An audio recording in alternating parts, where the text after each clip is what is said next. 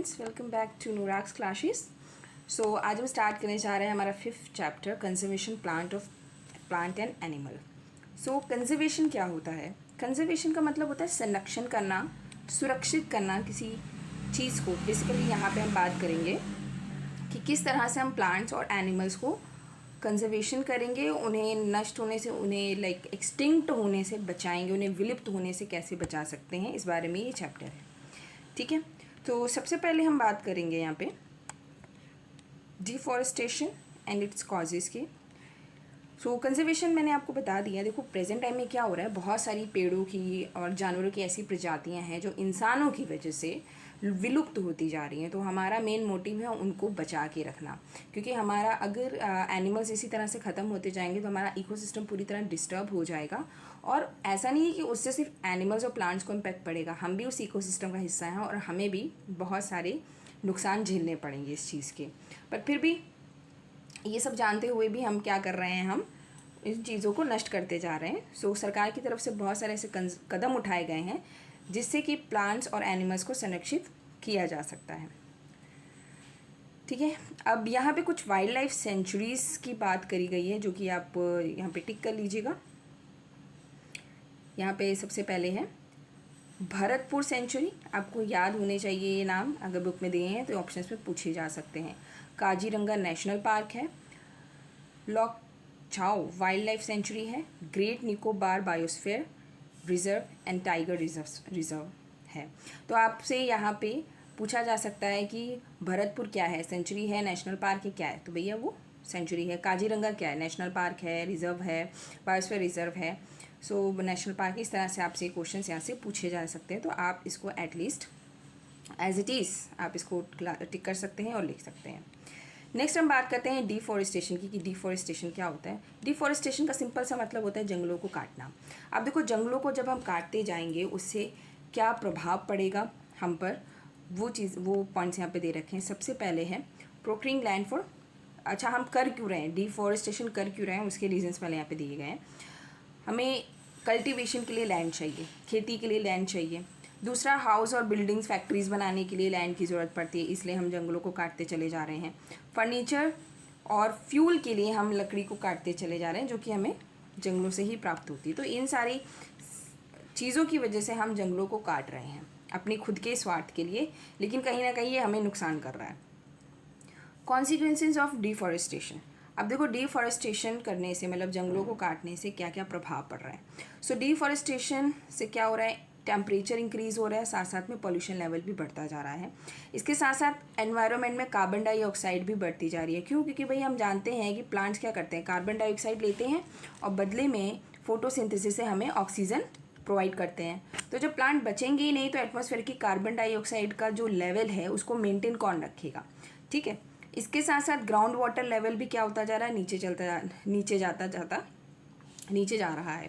ठीक, cutting of trees continue करते जा रहे हैं, जिसकी वजह से रेनफॉल, बारिश होती है, बारिश की वजह से जो फर्टिलिटी है सॉइल की वो कम होती जा रही है। रीज़न क्या है? देखो जो प्लांट्स होते हैं ना वो सॉइल को पकड़ के रखते हैं, उसको बांध के रखते हैं और उसको बहने नहीं देते पानी के बहाव के साथ। लेकिन हम पेड़ काटते चले जा रहे हैं तो वो सॉइल लूज़ होती जा रही है, जिससे से रेनफॉल होगा, मतलब बारिश होगी, और जो ऊपर की टॉप साइड होती है जो वो फर्टाइल होती है वो पानी के साथ बह जाती है, जिसकी वजह से सॉइल की फर्टिलिटी क्या होती जा रही है, कम होती जा रही है।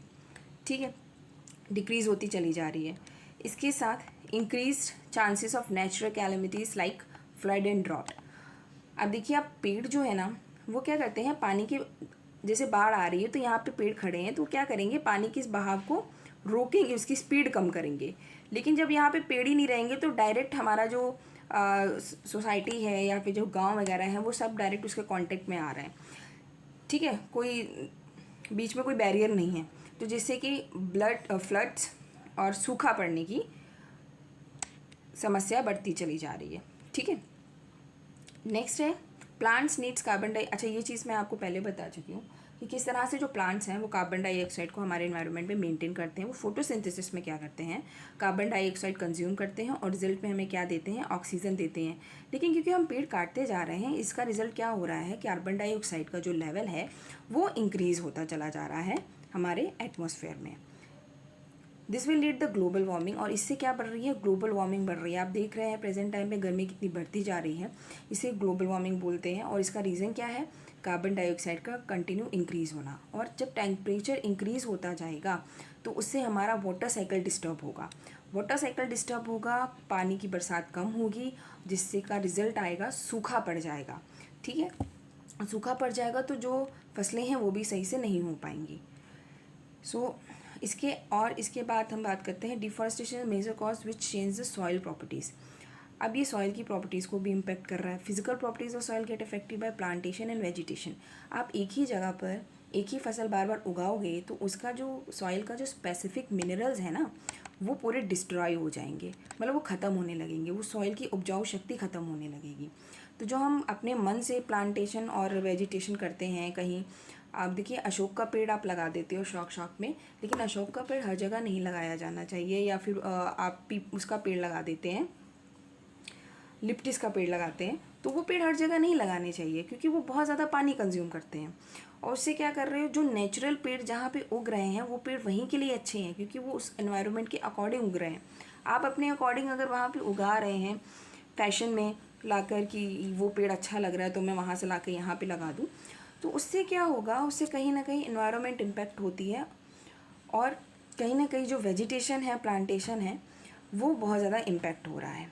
ठीक है, और सॉइल, अब वेजिटेशन और पेड़ वगैरह काटते जा रहे हैं तो सॉइल इरोजन बढ़ता जा रहा है। अभी सॉइल इरोजन मैंने बताया था, जो टॉप फर्टाइल लेयर होती है हमारी सॉइल की, वो पानी के साथ बह जाती है। ठीक है, जिससे कि जो सॉइल की फर्टिलिटी है वो कम होती चली जाती है। तो ये डिफॉरेस्टेशन के नुकसान हैं। ठीक है, next, deforestation water holding capacity भी सॉइल की कम कर रहा है। जैसे मैंने आपको बताया कि भाई डिफॉरेस्टेशन, जो पेड़ हैं वो सॉइल को पकड़ के रखते हैं और जो सॉइल है वो वाटर को होल्ड करके रखती है। ठीक है, जिससे कि जो वाटर लेवल है वो मेंटेन रहता है। लेकिन हम पेड़ काटते चले जा रहे हैं जिसकी वजह से जो वाटर की सॉइल होल्डिंग कैपेसिटी है वो भी क्या होती जा रही है, कम होती जा रही है, जिसकी वजह से सॉइल का जो न्यूट्रिएंट है, कंटेंट है, टेक्सचर है, इन सब प्रॉपर्टीज़ में बहुत ही चेंजेस आ रहे हैं जो कि हार्मफुल हैं। और इसी वजह से आगे जाकर आप देखोगे कि फसलें भी कम होंगी और जो प्लांट्स हैं उनको उगाना मुश्किल हो जाएगा। अभी तो हमारी सॉइल अच्छी है, लेकिन जब उसकी फर्टिलिटी ख़त्म हो जाएगी तो इतना आसान नहीं होगा पेड़ लगाना। तो सॉइल को बचाना बहुत ज़रूरी है, उसकी फर्टिलिटी को मेंटेन करना बहुत ज़रूरी है, क्योंकि एक बार सॉइल पूरी अनफर्टाइल हो गई तो उसके बाद हम उसको फर्टाइल नहीं बना पाएंगे आसानी से। नेक्स्ट हम बात करते हैं बायोस्फीयर। यहाँ पे नोट दे रखा है, तो बायोस्फीयर क्या होता है। Biosphere is the part of the earth in which living organism exist और विच सपोर्ट्स लाइफ। तो अर्थ का वो पार्ट जहाँ पर जीवन उपलब्ध है, जहाँ पे पेड़ पौधे हैं, जानवर हैं, उस एरिया को हम क्या बोलते हैं, बायोस्फीयर बोलते हैं।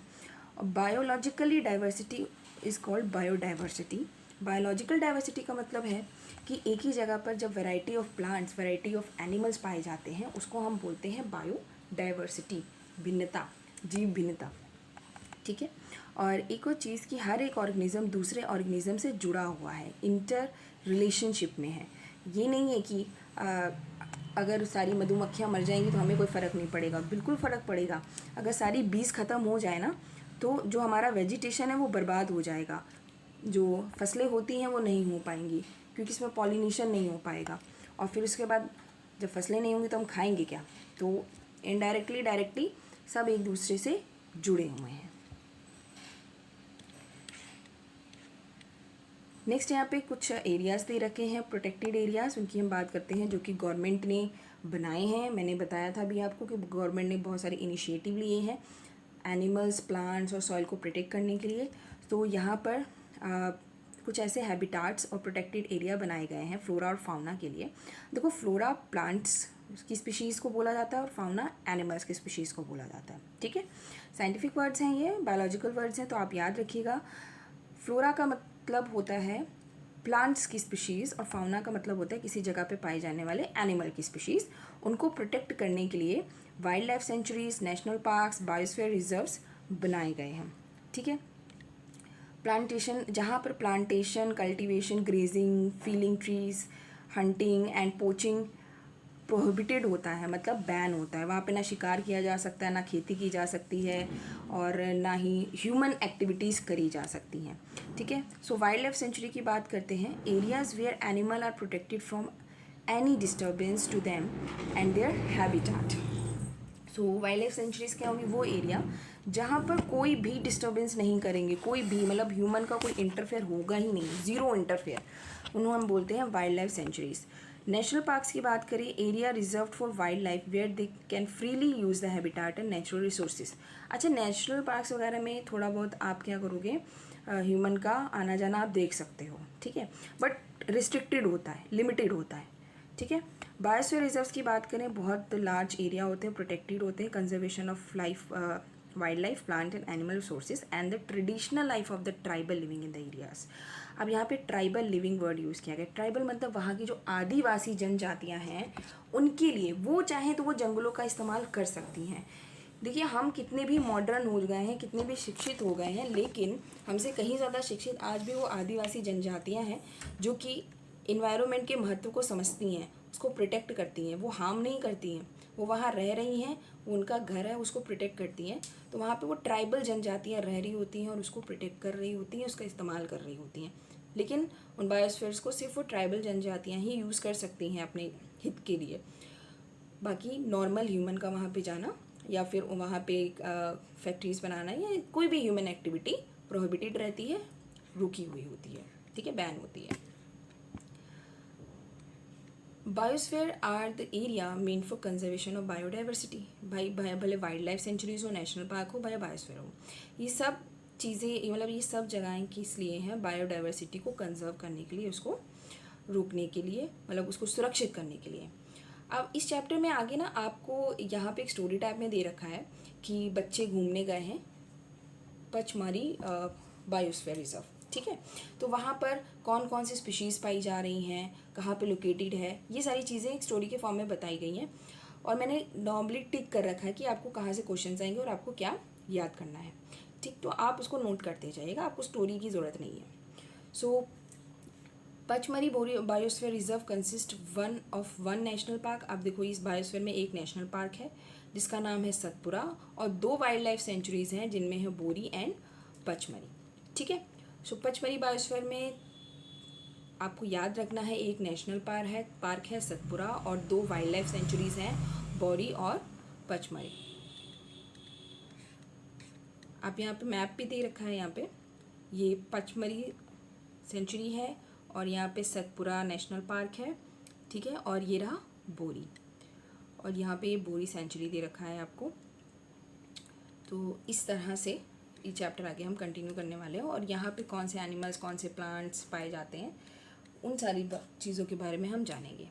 सो फ्लोरा एंड फाउना मैंने ऑलरेडी बता दिया है कि फ्लोरा किसी भी जगह पे पाए जाने वाले, पर्टिकुलर एरिया में पाए जाने वाली प्लांट्स की स्पीशीज़ होती हैं, और फाउना उस पर्टिकुलर एरिया में पाए जाने वाले एनिमल की वैराइटीज़ स्पीशीज़ होती हैं। अब यहाँ पे उस एरिया में कौन से प्लांट्स और एनिमल्स पाए जा रहे हैं, उनका नाम दे रखा है, आपको ये लिखना है। सो साल, टीक, मैंगो, जामुन, सिल्वर फर्न्स और अर्जुन, ये फ्लोरा हैं, ठीक है। ये क्या है? फ्लोरा है, मतलब प्लांट्स जो वहाँ पाए जाते हैं। उसके बाद एनिमल्स की बात करते हैं, चिनकारा हो गया, ब्लू बुल हो गया, बार्किंग डेयर हो गया, चीतल हो गया, लेपर्ड हो गया, वाइल्ड डॉग हो गया, वुल्फ है, ये वहाँ पे पाए जाने वाली एनिमल से मीन्स फाउनाज हैं पचमढ़ी बायोस्फीयर रिजर्व के। इसके बाद हम बात करते हैं एंडेमिक स्पीशीज़। एंडेमिक स्पीशीज़ भाई क्या होती है? सो दो species of plants and animals which are found exclusively in a particular area, मतलब जो हर जगह पे नहीं मिलेंगी, बस एक पर्टिकुलर एरिया की खासियत होगी। जैसे आपने वो पुष्पा मूवी देखी होगी, तो उसमें वो लाल चंदन तो था, वो उस पर्टिकुलर एरिया की खासियत था, वो और कहीं नहीं मिलता, ठीक है। ये वो एंडेमिक स्पीशीज़ है। सो इस तरह से इस बायोस्फीयर की भी कुछ एंडेमिक स्पीशीज़ हैं जो सिर्फ और सिर्फ इसी बायोस्फीयर में मिलती हैं और कहीं नहीं मिलती हैं, ठीक। सो जैसे कि यहाँ पे साल एंड वाइल्ड मैंगो है, the 2 examples of endemic flora of Pachmarhi biosphere. ये बहुत इंपॉर्टेंट पॉइंट है, एग्जाम में आपसे पूछा जा सकता है कि पचमढ़ी बायोस्फीयर की एंडेमिक स्पीशीज़ कौन सी है, तो साल और वाइल्ड मैंगो। अभी आप देखो, नॉर्मल मैंगो की नहीं बात की जा रही, वाइल्ड मैंगो की बहुत सारी प्रजातियाँ हैं, तो वाइल्ड मैंगो स्पेशली बात करी जा रही है। उसके बाद बाइसन है, इंडियन जायंट है, इंडियन जायंट स्क्विरल है और फ्लाइंग स्क्विरल है। ये यहाँ की एंडेमिक फाउना है, मतलब एंडेमिक एनिमल्स हैं, बाइसन, इंडियन जायंट स्क्विरल और फ्लाइंग स्क्विरल। ठीक है, ये आपको याद रखनी है पॉइंट्स। नेक्स्ट उसके बाद यहाँ पे एक छोटा सा डेफिनेशन दिया हुआ है, स्पीशीज़ क्या होती हैं। So species is a group of population which are capable of interbreeding, मतलब वो आपस में फर्टिलाइजेशन करके नई मतलब न्यू ऑफस्प्रिंग्स को, अपने बच्चों को जन्म दे सकते हैं। आप देखो डॉग और कैट तो नहीं कर सकते ना फर्टिलाइजेशन या रिप्रोडक्शन, तो डॉग की स्पीशीज़ ही डॉग के साथ फर्टिलाइज रिप्रोडक्शन करेंगी।